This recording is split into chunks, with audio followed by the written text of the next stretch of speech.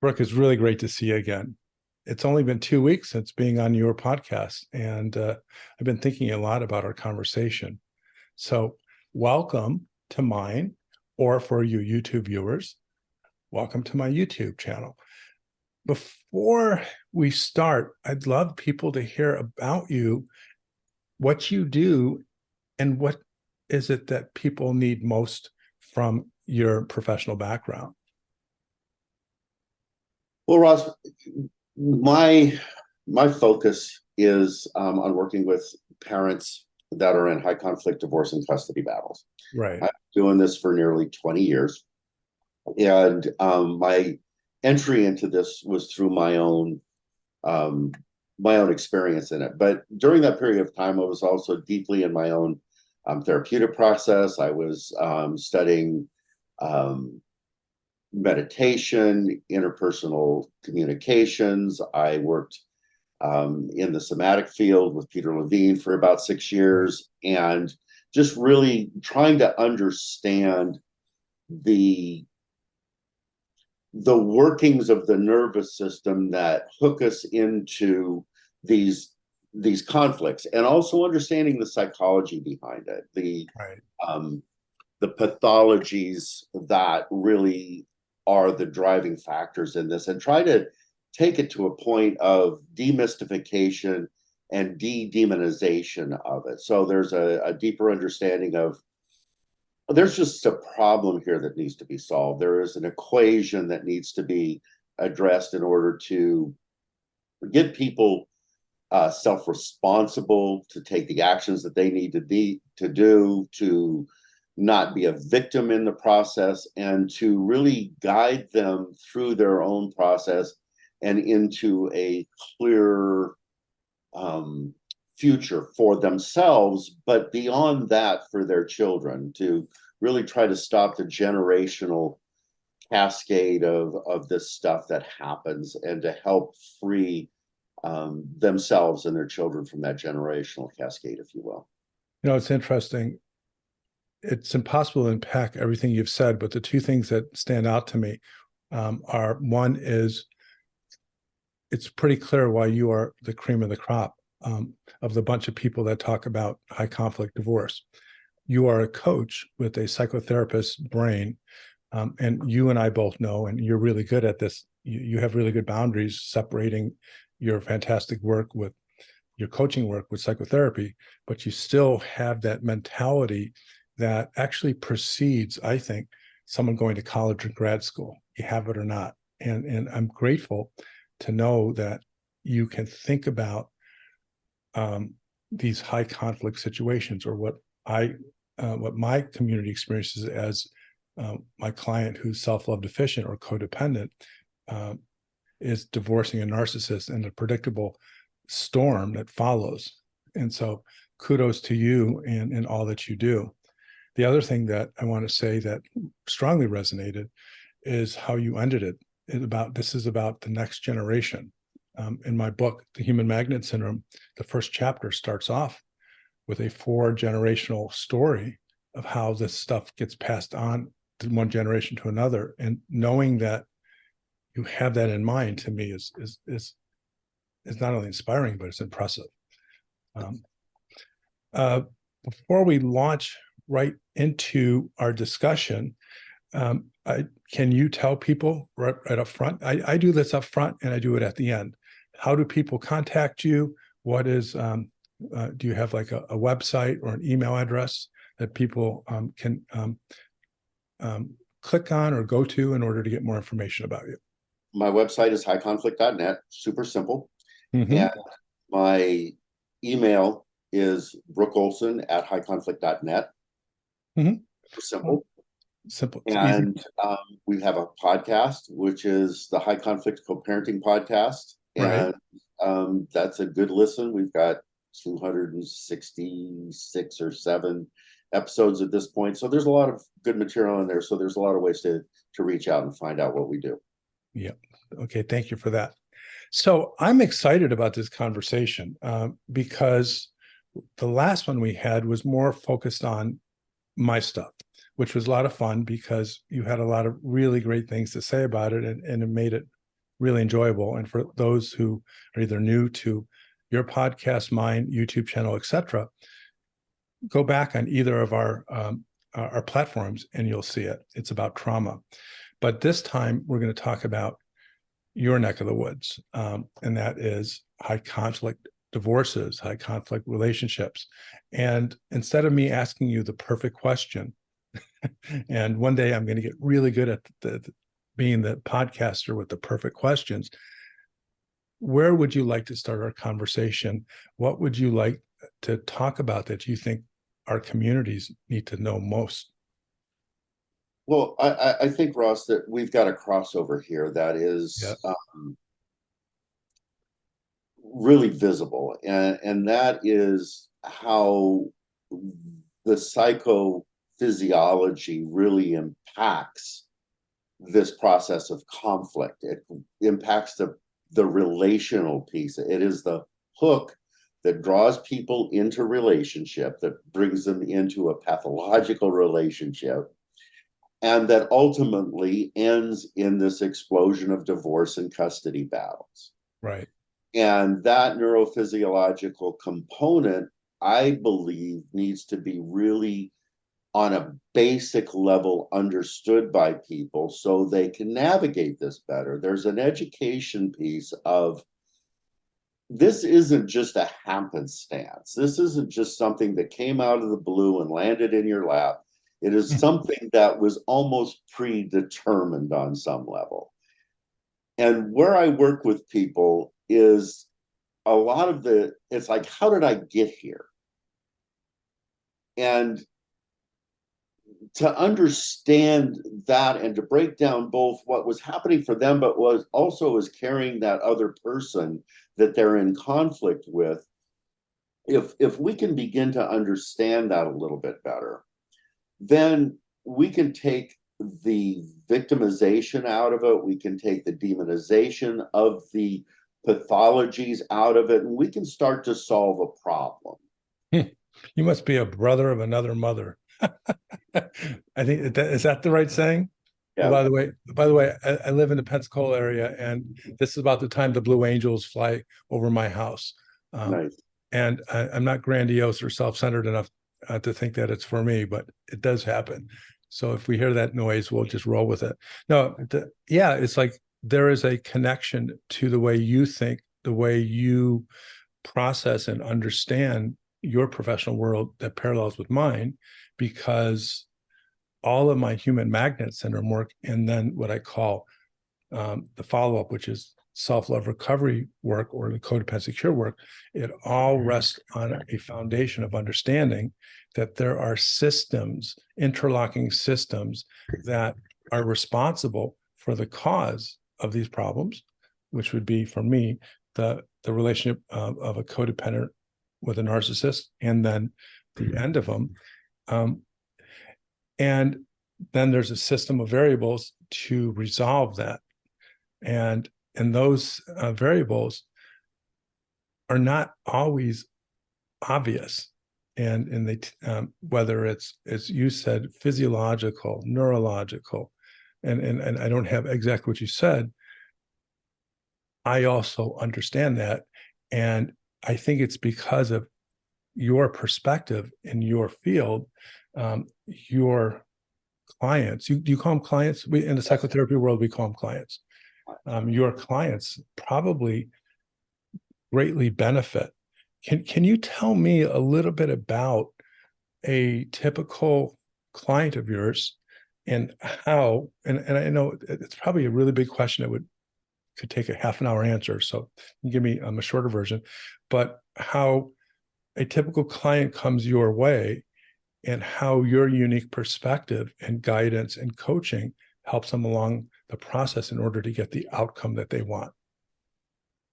Well, my clients often come from various places that are connected to the court. So I will get them directly from the court. I will get them from attorneys.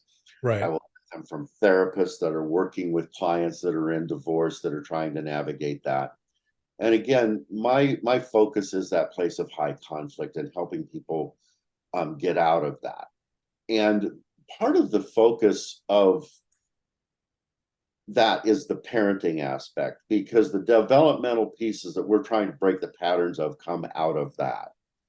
And if we don't get Wait, that, tell our folks what the developmental pieces mean, because that's really clear to you and me, but I'm not sure that that term might be yeah. obvious. So what do you mean by the in your own words, what do you mean by the developmental pieces?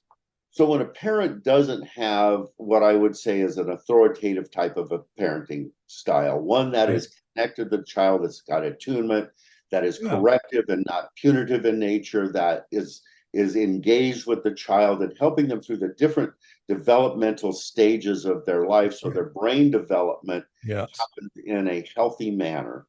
Thank you for clarifying that. Yeah, They go ahead, develop please. these pathological behaviors in adulthood that bring them into these connections with people that have a tendency toward conflict. So they're not able to self-regulate. And studies have shown us Right. that developmentally at particular times, if the child doesn't get that nurturing, the Right. brain doesn't develop in those areas that give you good cognitive process, that give you good self-regulative processes, right, and that you don't have the emotional, logical filtering that takes place in that. And when we had our conversation last time, it really struck me that you brought that piece forward as well. Yeah. So to get my clients to understand that their parenting is essential to help this child break this chain, and to bring in the other notion of a good enough system. So I'm dealing with oftentimes what I consider to be. Wait, hold on one second, because the way that my brain works, and you probably know this from our last thing, is like you just said two profoundly important things, and now you're moving on to another, and I want to say something. So put a pin on that, if you don't mind. So basically, you are talking about developmental psychology. You are talking about and in support of the brilliant forefathers of the psychology field that understand the importance of child development, and I should add attachment. John Bowlby, for example, created that. And that you're saying in a nutshell that our mental health, our personality, our abilities or lack of abilities in relationships are formed by the interactive forces of how a parent bonds, doesn't bond, nurtures, doesn't nurture a child in these developmental stages. And so what we have, and from your point of view and my point of view, are clients who are doing the best they can according from the skill sets. And what you also said is also indicative of the latest research that we have on the interactive impact of environment and nature, that the developmental sequences and the nurturing or non-nurturing, the attachment or not attaching, it creates brain pathways. It not only, because who we are is our brain, and so if we are nurtured and loved, a part of that, our brain kind of expands and grows. If we're not, and I'm simplifying, it shrinks, and that of course comes out in psychology. And so I just wanted to say that your integrative approach, your systems approach, and I won't even get into family systems, is brilliant, because people who are coaches, and I mean, psychotherapists also, they don't connect the dots, because by not connecting the dots and you just work with behavior, it won't work. So yeah, I just had to get that out there, because I just think it's pretty awesome. Well, just as a little bit of a tangent before I go back to where I was with that. Yeah. In this field that I work in, there's a real problem. Yeah. number one, many of the coaches that do this work have no foothold in the psychological realm. They're coming to this from a place of they were in this and they're trying to solve it, and they collude with other people that they're coaching, and they don't really attack the problem at hand. You know, Number I two, call them self-described experts who are self-described gurus whose I actually just wrote this in my book, whose primary credential is a heroic story of surviving narcissistic abuse. right. And that's it. And good marketing and there's some really bad things going on in that arena. And also in psychotherapy, just to be fair. Well, that was the next piece that I was yeah. Because the psychotherapists that work in this field, or that are working with people in this arena, don't understand the high conflict personalities, the borderline, the narcissism, and the codependence that comes around in that complex. Right. So they are in essence colluding with that therapist or with their client in a manner that is not giving them the tools that are required to disengage from the process, because, as you put it so succinctly, is the human magnet component of this is a draw. And the only way that, from a practical standpoint, not from a therapeutic standpoint, from a practical standpoint, to break that is to disengage from it, to get separation. And this comes into the parallel parenting model that I use. That people like Dr. Philip Stahl have developed, and they've looked at, we can't co-parent. Most of these people couldn't co-parent when they were living together. There was an opposite parenting style, and it was in conflict. Right. So let's break that and go, we can't co-parent. And there's about 30% of the people that divorce, that become high conflict, that can't co-parent.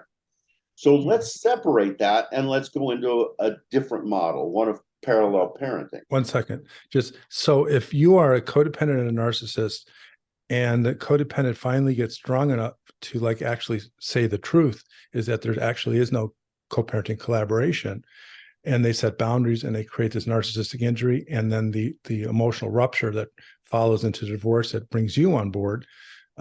What I want to say is that it's always been that way, and it just becomes more noticeable when the other person has a voice, and then it's nothing new under the sun. It's just now being brought to attention in an arena that only worsens it. Right. And in this arena, we have a court system that understands none of this shit. Don't get me going. Yes. Okay. We've got attorneys that become judges that work on a law-based piece that say, you know what, you guys are all adults. You need to get along. You need to co-parent. Right. And it just doesn't work. Well, because we've got a therapist that's saying you need to co-parent. We've got that doesn't understand the complex. We've got a set of attorneys and family law people that know nothing about psychology, and throw in a guardian ad litem that works that way. Throw in a guardian ad litem to the dysfunctional mix. Throw in minors counsel, guardian ad litems. One of the things that's going now that people are doing is using parent coordinators that, again, don't have the knowledge base here, the foundational pieces to go, you know what? You can't do this together. So you go over here and you do what you do. You go over here and you do what you do. And both of you get educated in this. So you do a better job. And typically what I find with my clients is they want to do a better job. But hold on 1 second. So for people who didn't see my face, because I just made a sound, my eyes rolled back in my head when you said family coordinators. And I want to say that I have 33 years in the field, all of it, and to some degree, touching on these type of people, problems, challenges. And the people assigned to represent the court's best interests are often part of the problem, and unknowingly and not purposefully participate in the dysfunction. And should they be given power in order to make decisions or recommendations for the judge, then it creates a nightmare. And so when someone like you of your stature talks about it with intelligence, I just want the people knowing that are watching you that my eyes are rolling back in my head and saying, and thinking of decades of conflict in the court that was exponentiated because of the people assigned to represent the best, and I quote, best interest of the client. So along those same lines, you know, when we take all of these people that are put into the system, yeah, my questions are, what brought them into the system? I know we're talking about professionals or the Professionals. people. Okay, Right. yeah. What brought them into the system? Yeah, and what are their orientations to this? What are their educations around this? And why are they doing what they're doing? I know why I'm here. brother of the same mother. I'm here because I've been with you on here. this.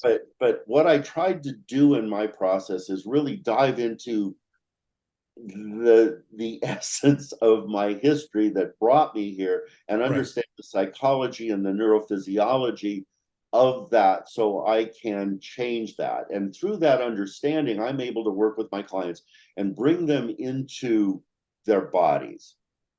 The somatic responses, I think, are the doorway to the cognitive process of solving the problem. So I'm activated, I'm angry, I'm pissed off, I'm scared. Whatever that piece is has a felt sense to it, a somatic sense to it. And if I can go, I'm really geared in here, I got to slow it down.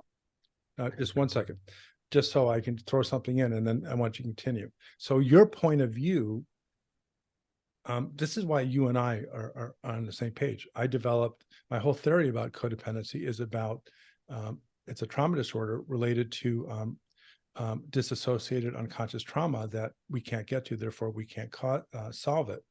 And that I created a therapy technique called the Healing the Inner Trauma Child that understands that the block for us is trauma, and the solution is to access that through body sensations. And I don't want to go off in that direction, but I wanted to say what you were saying deeply resonates from not only the way that I conceptualize the problem, but also in how I treat the problem. So please continue. So you're talking about the doorway into helping your clients is to understand the somatic or the body response. So do you remember where I interrupted you? Yeah. So that response is the window of, there's a problem here that I am not conscious of. I'm about to go into a reactive sequence that is going to cause more problems than it's going to solve. It's a defensive response. It's a fight response. It's a flight response. It's a freeze response.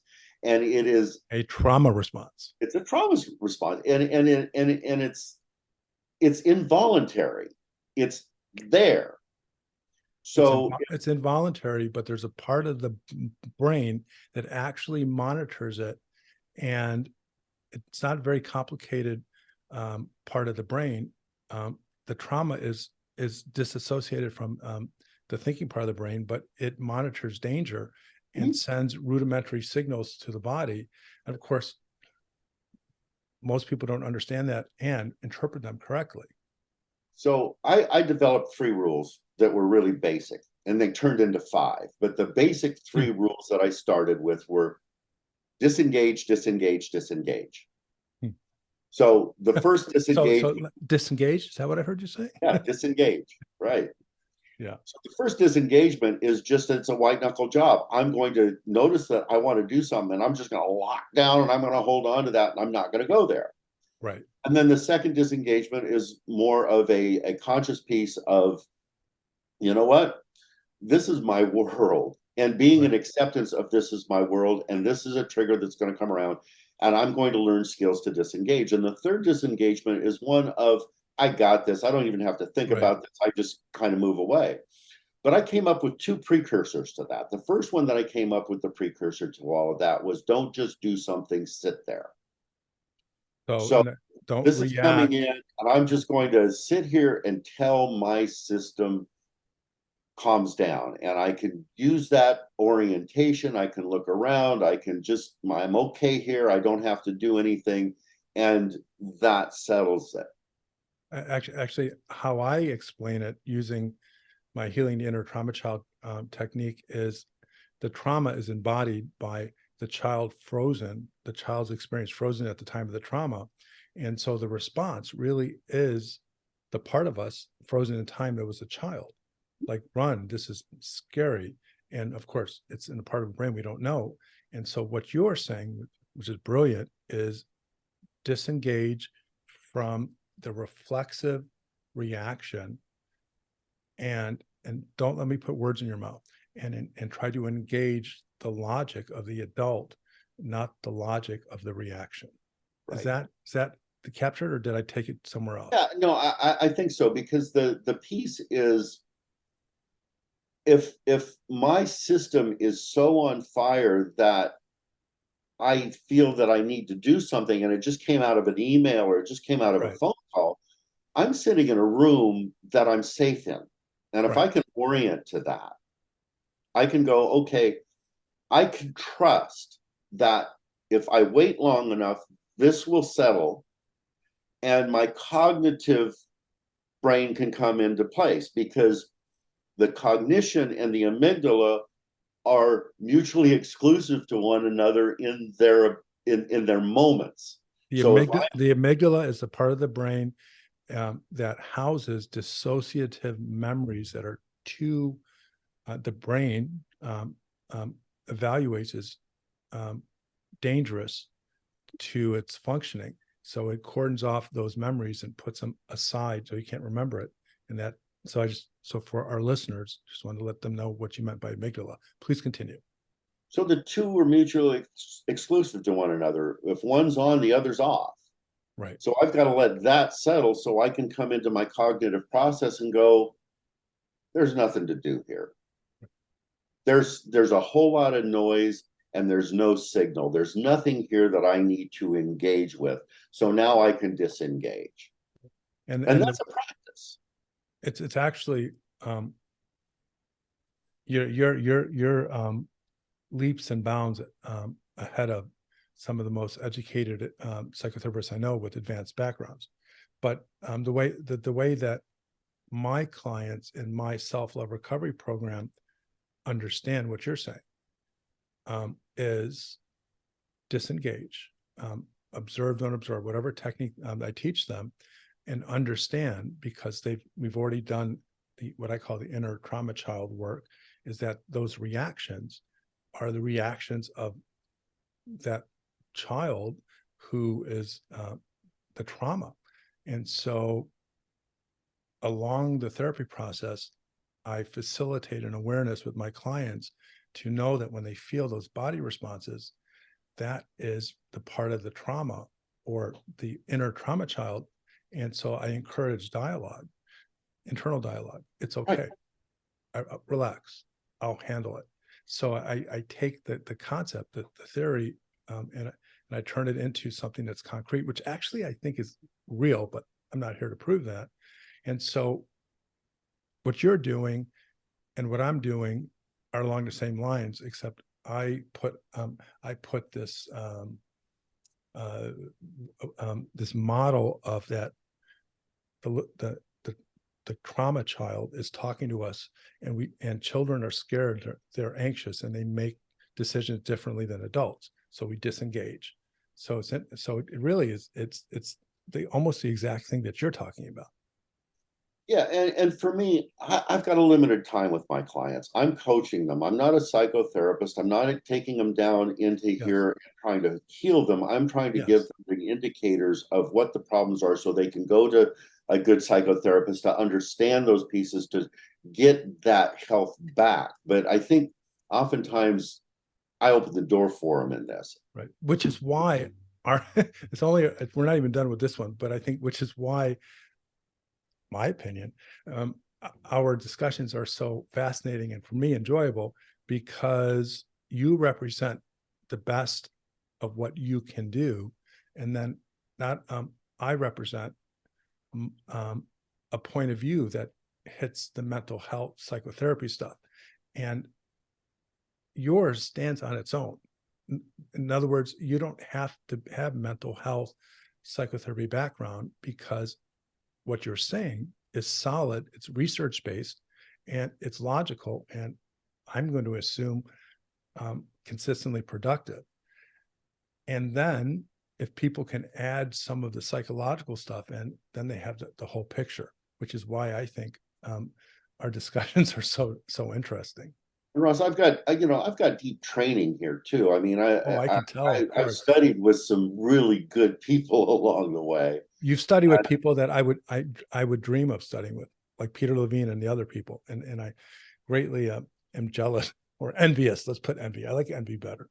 But go, and because of doing that, and because of the way that they teach, there's an experiential piece to this, and right. a integrative understanding of that. So, the body holds the burden here, and that's the trauma piece that is unconscious that we're talking about.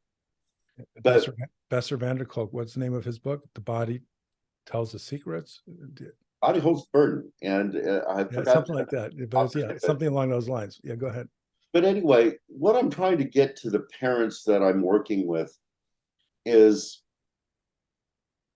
developmentally. Let's go back to that for a minute. Yeah.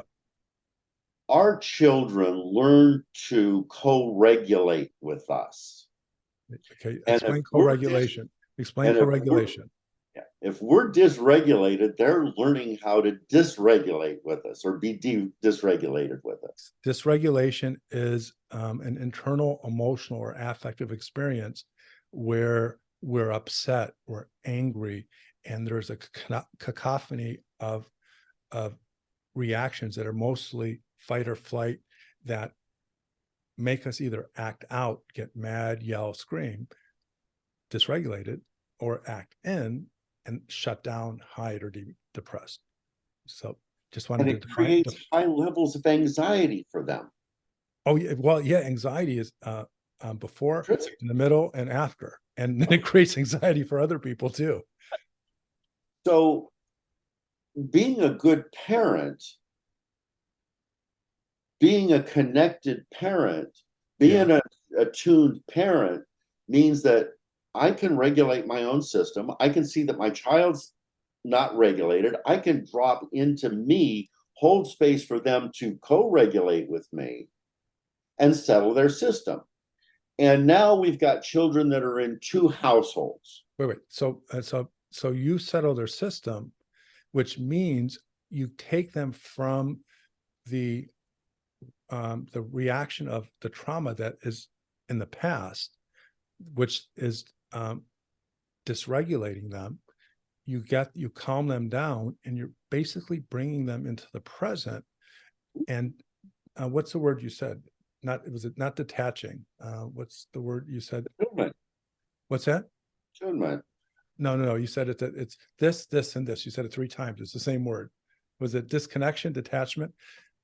Whatever that is, you disconnect them from the negative properties of the trauma and get them connected to the here and now, where their best self can make their best decisions. And I'm here for you. Mm-hmm. I see you, and we're okay. Yes, that just and your system can settle. And when a child has at least one household that they can do with that, they've got an anchor. And it may not be something that is stable all the time, but they've got a touchstone there. So through their life, they can feel that sense of secure attachment. They can go, okay, I am okay. I can look around, oh, I am okay.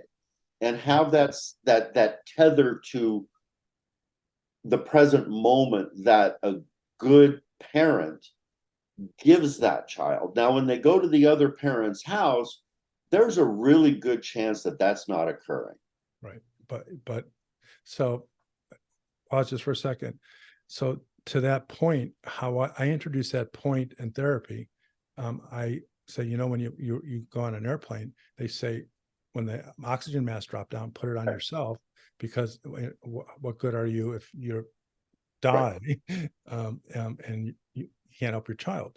So what you're saying and what I say is, if you're dysregulated, if you're what I would call in another place, in another time, and reacting in that way, which is harmful, you're causing anxiety cast in the child. So if you can be the stable one, the nurturing one, the rock, then not only is that good developmentally for the child, psychologically, but what I think you were going to, and I'll find out in a second, is then it will provide them with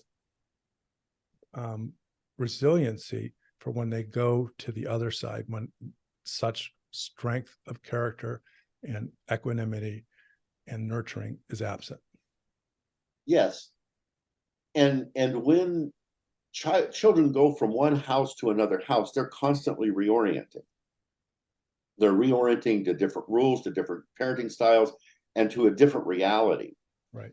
And if I can get the parent that I'm working with to step out of being a victim, to step into being a parent, to understand that this is what is going to save that child's butt in a lifetime, right, then that creates the moment where there's some secure attachment.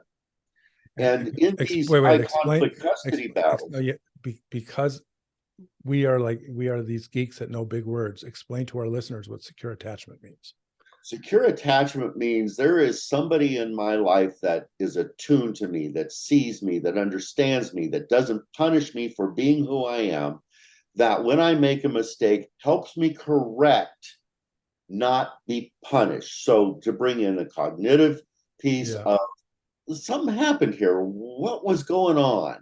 And to deconstruct that in a way that says, oh, I just made a mistake. We all make mistakes. Now here's the corrective measure that I can come back to later. And I may make the same mistake again, but we can come back to that corrective piece. And basically is that I'm good.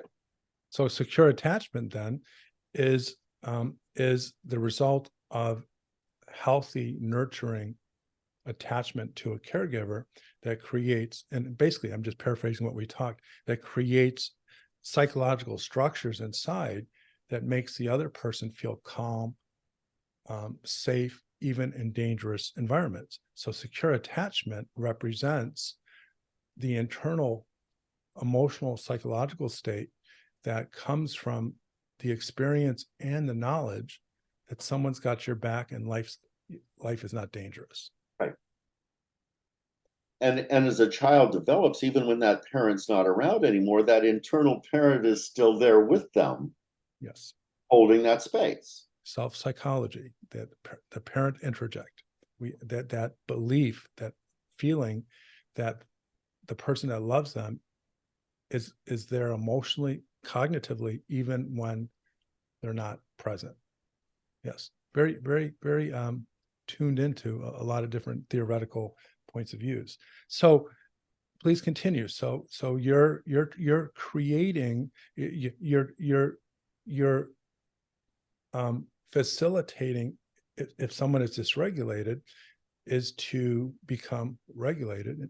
In other words, is to be in the present time and to manage their emotional responses, which aren't always positive, that are productive, not self-sabotaging. And that is hugely necessary for that parent to keep mental health. But then its impact on their children, it trickles down. And that's where we talked about secure attachment and etc. So for also these parents to understand that nobody else is going to fix this for them. The court's not going to fix it for them. The lawyers aren't going to fix it for them. the therapist isn't going to fix it for them. It's their job to fix the problem themselves. And this is the piece. So the fight is usually over the custody of the child. Where's this child going to be the safest? I need more. I need them here. This is going to be this. Right. And if the child's in the middle of this fight, that's the problem. No, it should say if the child is put in the middle of the fight, right, which is actually hugely dysfunctional when it's done for manipulative, self-serving strategies. But just to be clear, the system cannot do what it does without actually doing it. Right. And you can't avoid it. The kid's got to be evaluated. There's got to be monitoring. And even with the people with the best intentions, that process puts the kid in a center. The answer, as far as I'm concerned, to all of that is the child's going to find their way to stability through you. Which goes to secure attachment. Right. It goes, put the oxygen mask on yourself, save your life, live, be healthy, so that you can facilitate the same in the person you love the most. And with the parallel parenting model that I use, it's like, stop trying to effectively change what the other parent does because you can't do it. Right. And nobody can do it unless they want to do it. And if there's enough pathology here, it ain't going to happen. So let's do the parallel parenting model. You become the best parent you can be. And I like to use a model of positive anticipation. Parallel parenting model. Can you just really briefly explain that so that can build upon the next model you're talking about? Parallel parenting. Parallel parenting is really a simple concept. Okay. There's different rules in different houses, and children have the capacity to adapt to different rules. They can do it everywhere in their life. They do it in different classrooms. They do it in different friends' houses. They do it. There's the rules, and they have an adaptation to it. Right. But it's healthy differences, or is parallel parenting indicate different parenting, or does it indicate differences with well-meaning, well-coordinated parents? So with the parents that I work with, I want them to understand what healthy parenting looks like. Okay. I want them to understand an authoritative model of parenting, which says we have strong boundaries, but when you make a mistake, there's going to be a consequence, or as my good friend Susie Walton talks about, an outcome to that. And there are positive outcomes and there's negative outcomes, but there's outcomes to the behavior. Right. And when those outcomes occur and they have a negative impact on your environment and on you, I'm not going to punish you for that, but we are going to talk about it. We're going to understand how it happened, and we're going to set boundaries so it doesn't happen again. So there's logical consequences and there are natural consequences. So basically, it's taking different parenting styles and agreeing on something that is closely matching for the sake of the child, while acknowledging both parents aren't the same. It's putting down their fight for the child. Right, but here's the problem. Yeah. In these high conflict situations is I'm typically going to only get one parent to make that shift, because when we've got the pathology of a borderline, a narcissist, or whatever we've got working here, they're not going to move off of what they know because they're right and they can't do anything else. And to look at it is going to trigger their shame cycle, their abandonment cycle, or whatever that is. Or they have a personality disorder that prevents or inhibits that type of healthy mental health functioning. Okay. Right. So if you're not that, then let's get you on the right page. Let's give you that set of skills so you can have that touchstone for that child. Because that's where secure attachment happens. Yep.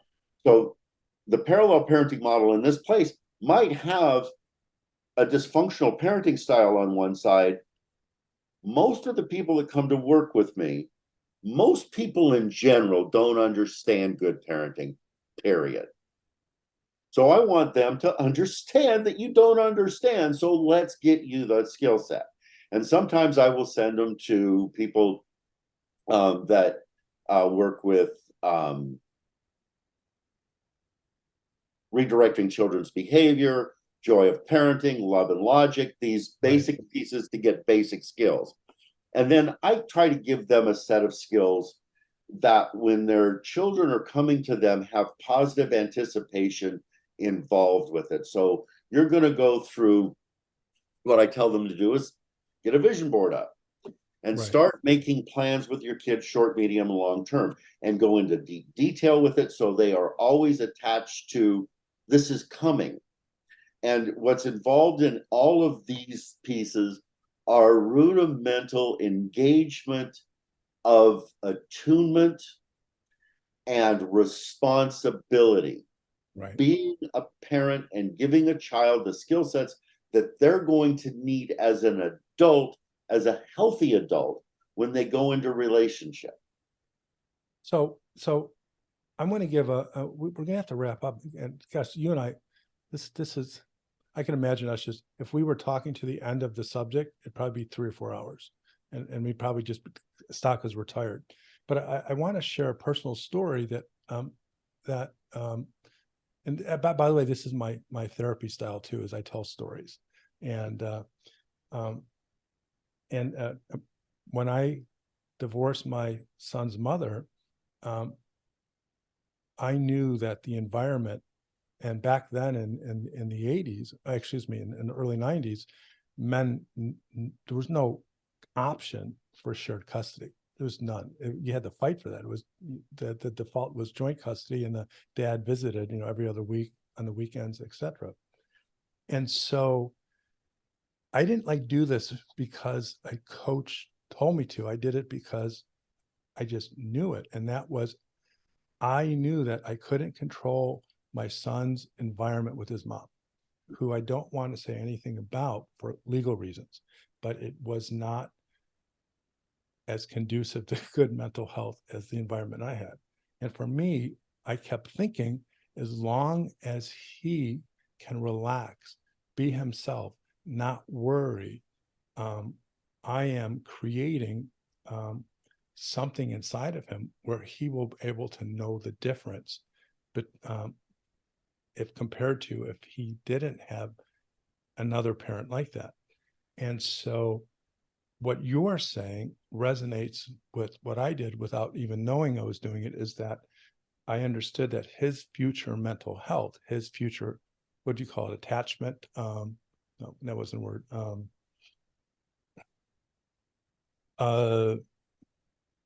Relationship with himself, his future relational health required an environment that he could draw upon in his future, where he actually experienced an attuned parent, an unconditionally loving parent. And fast forward 29 years later, it has paid out in dividends. And now that, well, we always have been able to talk, but now he's a man, and sometimes we have these conversations, he's able to articulate and say, Dad, things were not really good with mom, but I always look forward to visiting you or being with you, because I felt safe and I could relax and I could have fun. And of course, it made me smile, because it's nice that, he as a man understood that. So I use my own experience as a guidepost, which you are validating using technical terminology and theoretical descriptions, that, and an explanation of what you do. And I can say, and I'm not trying to brag, but I'm trying to illustrate something, that it works, and I have living proof in my son. And so for anyone who is listening or watching this video, please contact this man, Brook Olsen. He is, and I I said it in the beginning and I'll say it again, cream of the crop. He understands the divorce process. He understands high conflict. He understands the individuals involved in them, independent of who's better, who's not, but just the dynamics as it impacts what is most important, which is our children.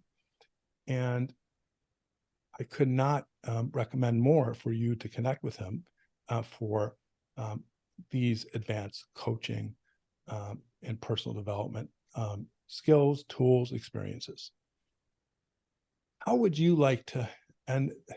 Because it's an abrupt ending, because there's no way that we're going to come to a conclusion. Do you agree with that?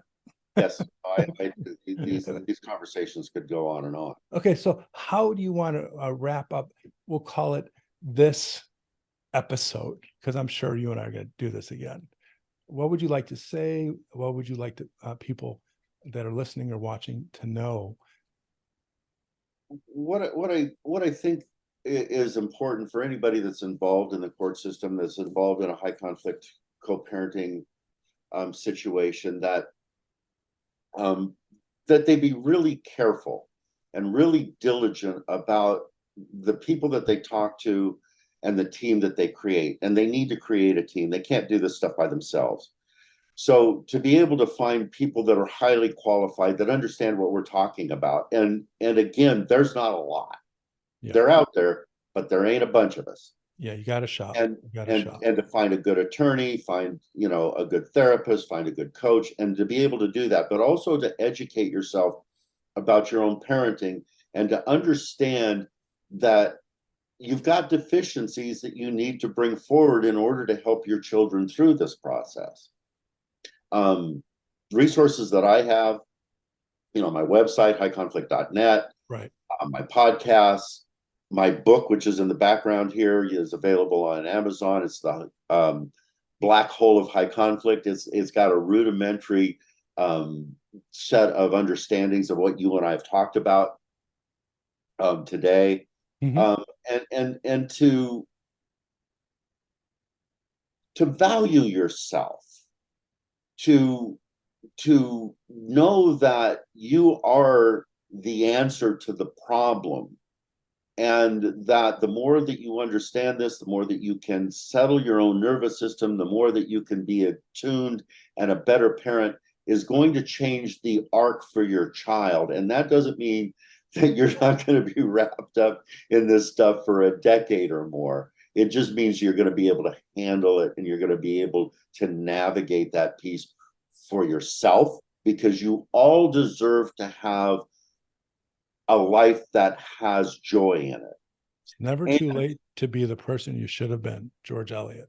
Yep. And to also create the environment for your children to be resilient and to thrive going forward, because you are the person that's going to create that. It's not that the other person is going to create a situation that they can't. And a metaphor comes to mind that the parent metaphorically is a soil within which the child's roots grow, find everything it needs for him or her to just grow to the beautiful, perfect child that they are, and to the happy and healthy adult. The parent needs to be the provider of stability, of nurturance, of psychological nutrients. I actually, in my book, The Human Magnet Syndrome, I love metaphors. I'm a former poet. And so I use the metaphor of vitamin L disorder. So during, in my chapter where I talk about the causes of codependency or self-love deficit disorder, and I do all the attachment stuff and the theory stuff, then I get to the end of it, I bring up this vitamin L disorder. And I explain that if a child is deprived of essential vitamins, that he or she will become an adult with severe medical, intellectual, emotional deficits, because at a critical time of their development, they didn't get what they needed to nurture that process. And vitamin L. So we, you, me, and all the people that support us we just want you to pass on that vitamin L to your kids and take some yourself. That's how I want to say goodbye. Any last closing comments that you would like to say? Thank you for having me here, Ross. This has been, another great conversation that we've had. There's a real attunement between the two of us in terms of how we look at this, and I really, I'm delighted to have discovered you as well, because the way that you approach the mental health components to this, to bring people into healing, and your model, I said it when we first met, is fundamentally brilliant. And to have the people that follow you get what you bring to the table is really, really a great gift. Oh, thank you. First, I really appreciate that, and thank you. In case you post this on your channel, podcast, and of course, there's no expectation, but if anyone wants to contact me, just go to selfloverecovery.com or shoot an email to us at help@selfloverecovery.com. Well, my friend, this is I started off like a brother. What's the saying? A brother of another mother. Yep. We're going to have to look at our lineage. But seriously, I feel like I'm talking to someone I've known a long time, and I'm grateful for that. And it certainly makes my day. And we both know our conversations are meant to help other people. So thank you for being a part of that. Let's talk soon. And until then, be well. Thank you, Ross. Bye-bye.